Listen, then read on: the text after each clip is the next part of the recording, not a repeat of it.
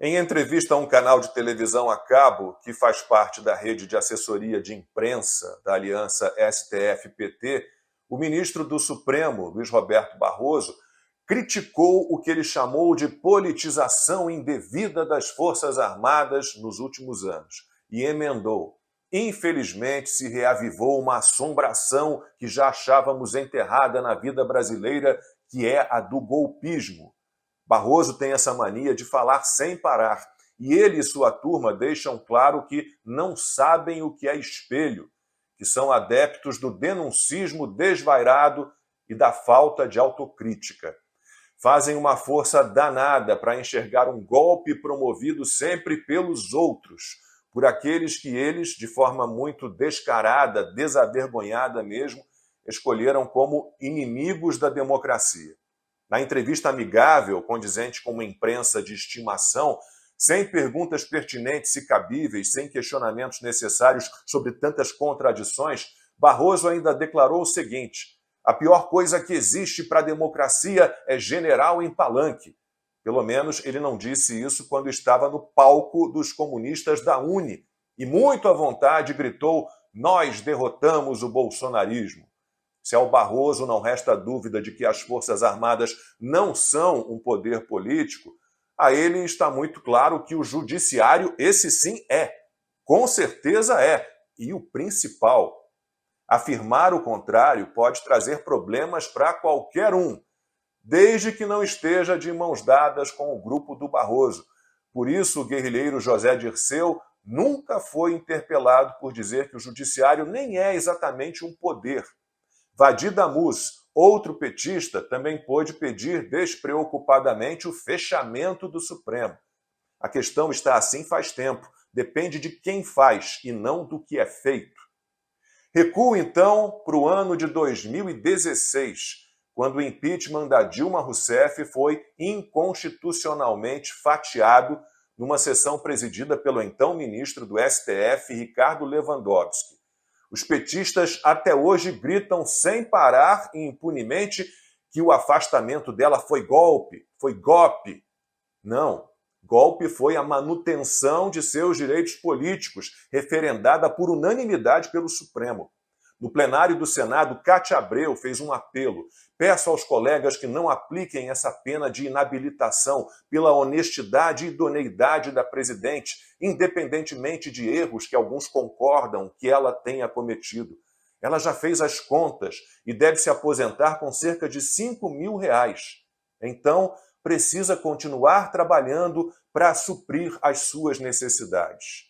João Capiberibe disse que a manutenção dos direitos políticos da Dilma permitiria a abertura de uma vereda para conciliação e pacto. Jorge Viana, quase às lágrimas, seguiu esse mesmo caminho e falou em democracia, convivência e em honra da presidente. Renan Calheiros agiu para impedir, além da queda, o coice. Portanto, o fatiamento do processo de impeachment foi um golpe em nome de alguma coisa que quiseram chamar de bondade e conciliação política. E dele vieram outros golpes. A senadora Cátia Abreu adiantou que Dilma não tinha a intenção de se candidatar. Golpe. Dilma foi candidata a senadora por Minas Gerais em 2018. As pesquisas eleitorais pareceram tramar um golpe para que ela fosse eleita. A petista liderava as consultas aos votantes, mas acabou derrotada por Rodrigo Pacheco, que tem aplicado desde então sucessivos golpes em todos os brasileiros, principalmente nos seus eleitores mineiros. Ex-eleitores, me arrisco a dizer, já que, para o que o presidente do Senado tem feito, há contragolpe previsto. Em 2016, quando seu impeachment era iminente e as manifestações populares contra ela eram imensas, Dilma Rousseff pensou num jeito de escapar. Pelo menos foi o que contou o ex-senador Arthur Virgílio Neto, citando o que ouviu do general Eduardo Vilas Boas. O então comandante do Exército recebeu da ainda presidente um pedido de apoio e solidariedade para decretar estado de defesa. O militar não aceitou. E Arthur Virgílio, em entrevista recente, afirmou que a tentativa de golpe por parte de Dilma é algo incomparavelmente mais concreto do que todas as acusações frágeis ao ex-presidente Bolsonaro. E se o ex-presidente, como Dilma, pensou em algum dispositivo constitucional para permanecer no poder, não há nada que o ligue ao vandalismo em Brasília em 8 de janeiro de 2023. Com a eleição de Jair Bolsonaro em 2018, o STF começou a abrir uma série de inquéritos intermináveis. O único arquivado desde então, na verdade, só mudou de nome. Deixou de ser Inquérito dos Atos Antidemocráticos e passou a ser das Milícias Digitais, que já foi prorrogado 9 vezes. No mês que vem, o primeiro de todos, o Inquérito do Fim do Mundo, assim batizado pelo ex-ministro do Supremo, Marco Aurélio Mello, vai completar 5 anos. Juristas sérios deste país apontam ilegalidades, abusos e arbítrios em todos eles. E o que foi descoberto até agora? Que só quem critica os ministros do STF e não está com Lula e o PT mente, desinforma, faz discurso de ódio e, não gostando da democracia, pensa em golpe 24 horas por dia. Em apenas 2 anos de governo Bolsonaro, o STF já tinha tomado 123 medidas que interferiram no Poder Executivo. Mesmo prerrogativas constitucionais do presidente, como a indicação do diretor-geral da Polícia Federal e a concessão de indulto a condenado pela Justiça, foram barradas. O Supremo, que durante o período de Covid tirou de Bolsonaro a decisão sobre a adoção ou não do lockdown, dando todo o poder a prefeitos e governadores, agora retira dos executivos municipais e estaduais a decisão de exigir ou não a vacina da Covid em crianças.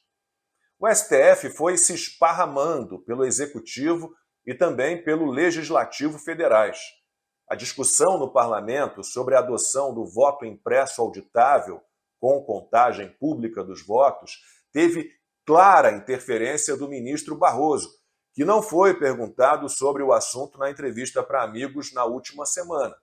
Também não foi questionado sobre a declaração de que a Suprema Corte é uma espécie de empurradora da história, nem sobre o perdeu mané.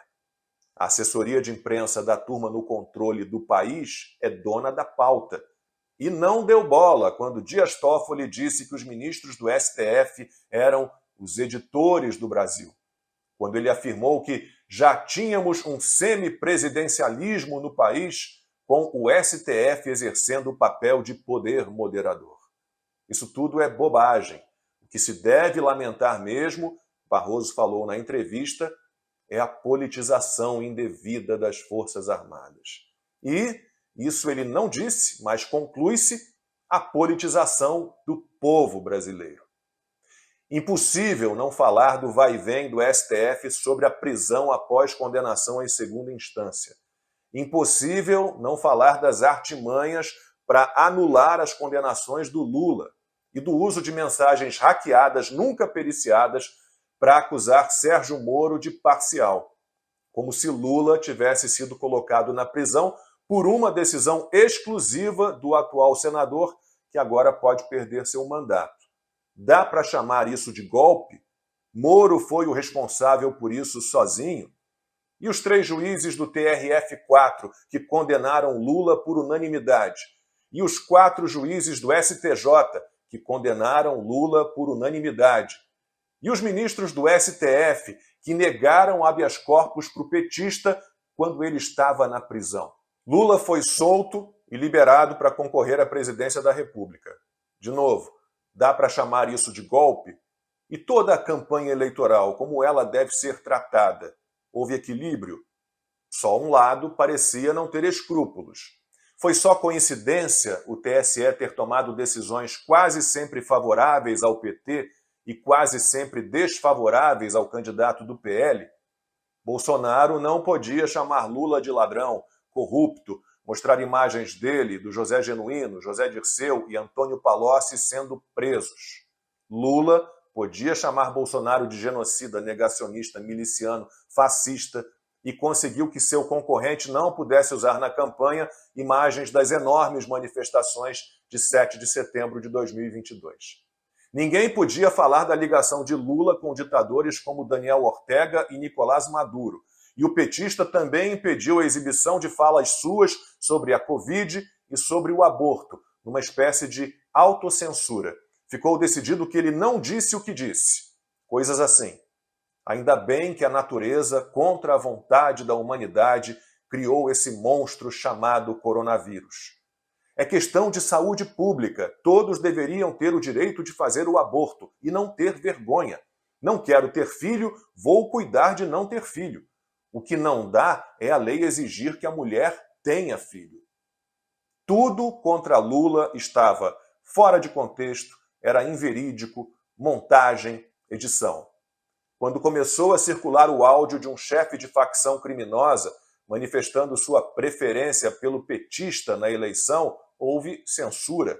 E a justificativa do TSE para impedir a divulgação da gravação foi a seguinte: a notícia informava que Marcola declarava voto no petista, sendo que, por estar condenado, ele não pode votar. O título da matéria do portal estava mal feito. Suprimiu-se a informação.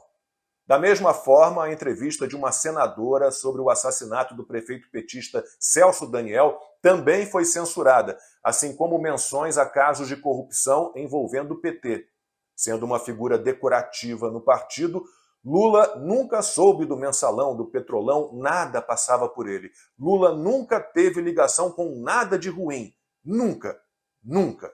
Contra Bolsonaro, tudo era verídico. A favor dele, tudo era a mais pura mentira. E nessa gigante onda persecutória, centenas de perfis nas redes sociais, canais em plataformas de vídeos e até veículos de imprensa tradicionais foram censurados, bloqueados ou banidos. Dá para dizer que o país foi perdendo a consciência e se curvando a um golpe? Definiram tendenciosamente os conceitos de fake news, desinformação, discurso de ódio, milícia digital, e que tudo isso sempre foi obra única e exclusiva do que chamam de extrema-direita. E foram proibidas de vez as críticas a ministros do Supremo e do TSE, como se todas elas fossem contra as instituições. E também os anseios por melhorias no sistema eletrônico de votação. Os seres supremos parecem controlar tudo. Ocuparam todos os espaços, passaram a circular com desenvoltura por eventos no mundo todo. Congressos, seminários, desfile de escola de samba. Travestido de político, Luiz Roberto Barroso esteve até no Fórum Econômico Mundial. Ninguém mais quer se limitar apenas aos autos. Ninguém quer ser reservado, discreto. Ninguém quer restringir seu convívio com empresários e políticos, mesmo que essas relações possam, eventualmente, provocar questionamentos sobre decisões jurídicas tomadas. Os ministros do STF viraram figurinha fácil em programas e noticiários dos canais de televisão companheiros. Falam sobre qualquer assunto e sem parar, já que o roteiro nada jornalístico sempre os favorece. E quem ainda tem senso crítico, bom senso, e assistiu à entrevista de Barroso na semana passada, entendeu muito bem o risco que corremos. O ministro disse o seguinte: a imprensa vai ter que reocupar boa parte do espaço que perdeu para as plataformas digitais, porque passa credibilidade que as redes sociais não têm.